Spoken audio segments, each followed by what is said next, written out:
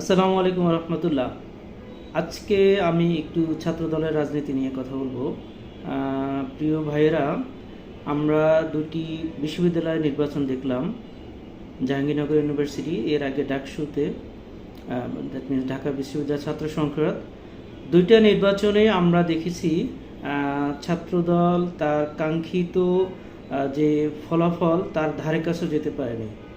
তো কেন যেতে পারেনি এটা নিয়ে অনেকে অনেক ধরনের বিশ্লেষণ করছেন।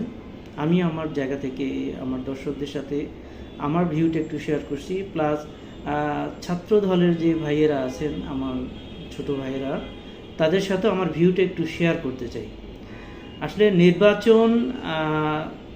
নির্বাচনে যারা ভোটার তারা ভোট দেন অনেক কিছু বিবেচনা করে, এবং এই বিবেচনাগুলো সময় সময় পরিবর্তন হয়। 2024-এর 5ই আগস্টের পরে বাংলাদেশের রাজনীতি, স্লোগান, রাজনীতির প্রেক্ষাপট এবং মানুষের আকাঙ্ক্ষার সব কিছুই কিন্তু চেঞ্জ আসছে। এই ব্যাপারটা একটু বুঝতে হবে। তো নির্বাচনে ভালো করতে হলে যেমন দলের ইমেজ থাকতে হয়, তেমনি যিনি ক্যান্ডিডেট তারও ইমেজ থাকতে হবে। পাশাপাশি কিছু কৌশলগত জায়গা অবলম্বন করতে হবে, কিছু কৌশল অবলম্বন করতে হবে। যেমন যে স্লোগানগুলো মানুষ আর পছন্দ করে না সেগুলো না দেওয়া, যেমন একটা একটা শিবির ধরে ধরে জবাই কর, কিংবা প্রতিপক্ষকে পাকিস্তানের বাচ্চা, রাজাকারের বাচ্চা, এইগুলো না বলা। একটা জিনিস মনে রাখতে হবে, ফেসিস বিরোধী লড়াইয়ে আমরা সবাই একসাথে কাজ করেছি।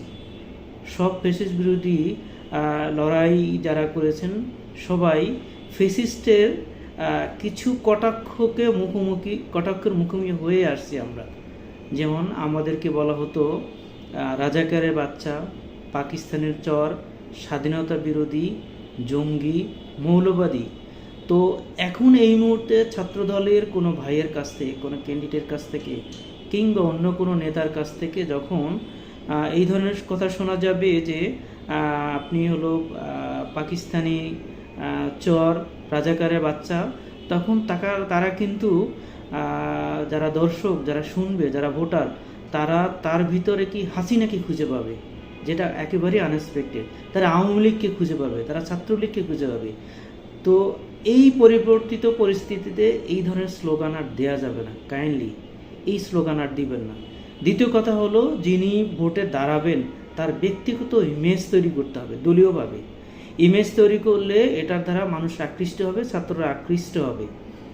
এবং যে বিশ্ববিদ্যালয়ে নির্বাচন করা হচ্ছে সামনের দিকে, যে বিশ্ববিদ্যালয়গুলোর ছাত্র সংসদের নির্বাচনে আপনারা অংশগ্রহণ